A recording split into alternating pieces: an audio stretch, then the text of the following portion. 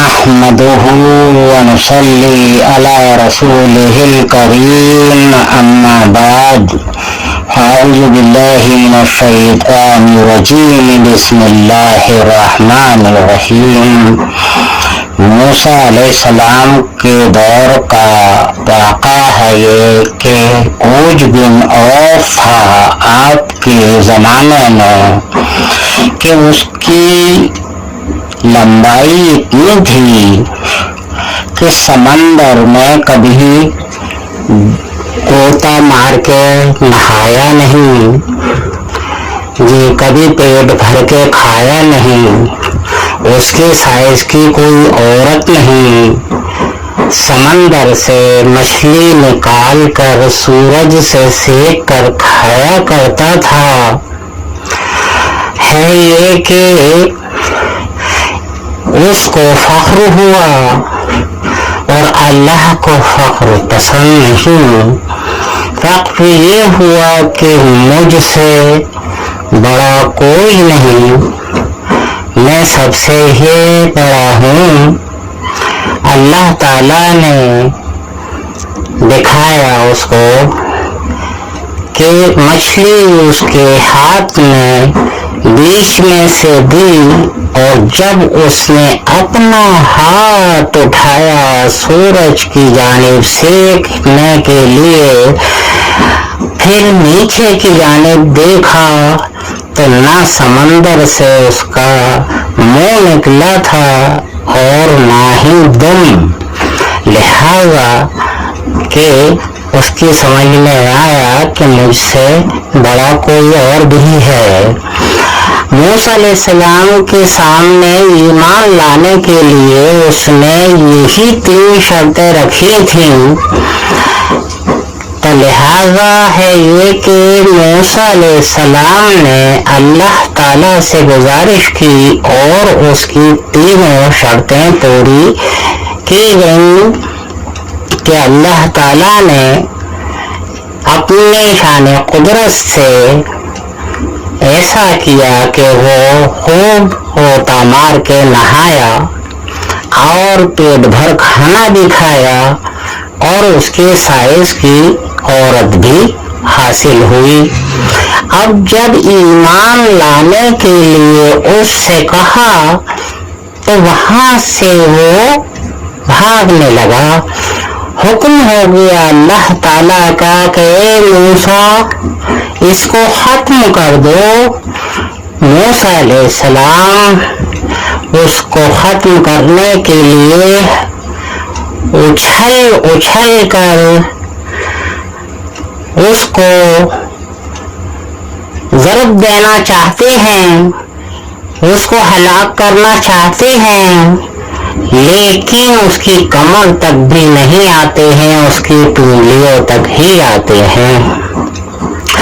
لہذا ہے یہ کہ اللہ تعالی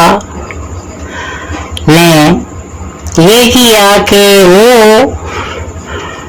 کہ جب وہ ایک اچھال ایسی اللہ نے پیدا کی کہ موسیٰ علیہ السلام نے جب اپنی پوری طاقت سے پوری ہی اور اللہ کی مدد شامل حال ہو گئی تو اچھال ایسی ہوئی کہ وہ پیٹھ کی جانب پہاڑ پر جا گرا. اب سر سے اور ہاتھ اوپر تھے، اس سے اس کو یہ لگا کہ یہ پہاڑ اوپر سے ہل رہا ہے اور موسیٰ کتنے سے ہیں، میری ایک انگلی کے برابر بھی نہیں ہے. اتنا بڑا پہاڑ جتنا اس کا اوپر کا حصہ ہل رہا ہے، اگر میں موسیٰ علیہ السلام کو ماروں تو یہ تو بالکل چکناچور ہو جائیں گے. وہ پہاڑ کا اوپر کا حصہ جو کہ کیڑے نے کھوکھلا کر دیا تھا وہ اتنا وزنی تھا کہ اس نے پوری طاقت سے اس کو پورا مکمل اوپر ہاتھوں سے اٹھایا، اللہ تعالیٰ نے اپنی شان قدرت سے اس کے ہاتھوں کی طاقت کو زائل کر دیا، وہ سل ہو گئے ہاتھ اور مفلوج ہو گئے کہ اس کی گردن سے سر پورا اس ٹوپی نما پہاڑ، وزنی پہاڑ سے دب گیا۔ تو وقت سے پہلے اللہ تعالی ہر چیز کو قائم کر دیتا ہے۔ موسیٰ علیہ السلام کو حکم ہو گیا کہ اب اس کو ہلاک کر دو، اس کو زندہ باقی نہ رکھو،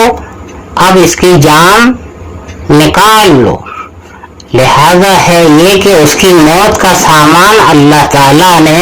کیسوں سال پہلے کیڑا ایسا پیدا کر کے جو اس کی بے غذا پہاڑ تھی۔ لہذا یہ ہے کہ اللہ تعالیٰ جن ہوں یا انسان یا کوئی اور مخلوق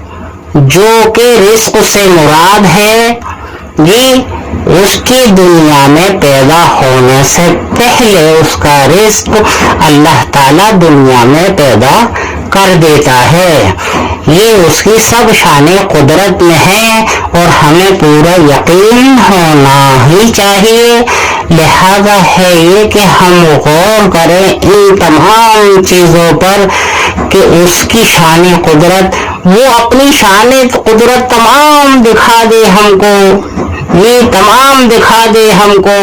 سب کچھ دکھا دے، سیر کرا دے سب کچھ کہ ہم نے تیری تمام خدائی دیکھ لی، پھر بھی حقیقت میں ہم اس کی خدائی کو نہیں دیکھ سکتے،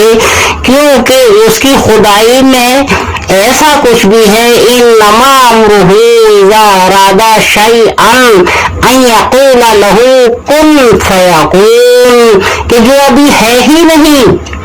بس اس کا وہ ارادہ کر لے اس شے کا تو کن کہنے کی دیر ہوتی ہے، فیکون یعنی وہ ہو جاتا ہے۔ تو جو ہے وہی تو صرف دکھا دے گا، وہ جو اس کے کہنے کن کہنے سے پیدا ہو جاتا ہے وہ تو ہم نہیں دیکھ پائیں گے نا۔ تو لہذا ہے یہ کہ اس کی شان قدرت کا کیا ٹھیک ہے، کوئی اندازہ لگا ہی نہیں سکتا، کوئی حساب دا حساب نہیں لگا سکتا، کوئی آنکھ والا بڑے سے بڑا درویش ولی جس نے تمام یعنی شیطان نے بھی جو تمام زمین اور آسمانوں کی تمام سیریں کی ہیں، اور یہاں تک کہ عالم لاموجود اللہ جس کو عالم ہو بھی کہتے ہیں، وہاں تک کی بھی سیر کر لی اس نے کہ اس کے بعد کوئی عالم ہی نہیں، تو لہذا اس نے بھی اس شان قدرت کو نہیں دیکھا کیونکہ وہ ہے ہی نہیں اور وہ کن کہتا ہے اور ہو جاتی ہے۔ تو لہذا یہ ہے کہ اس کی قدرت کا کوئی اندازہ لگا ہی نہیں سکتا ہے، اور اللہ تعالیٰ کا ہر حال میں ہمیں شکر ادا کرنا چاہیے، ناشکری نہیں کرنی چاہیے۔ یہ اللہ تعالیٰ سے ہمیں اپنے گناہوں کی معافی چاہنی چاہیے، معافی وما فی الارض، وا معنی اور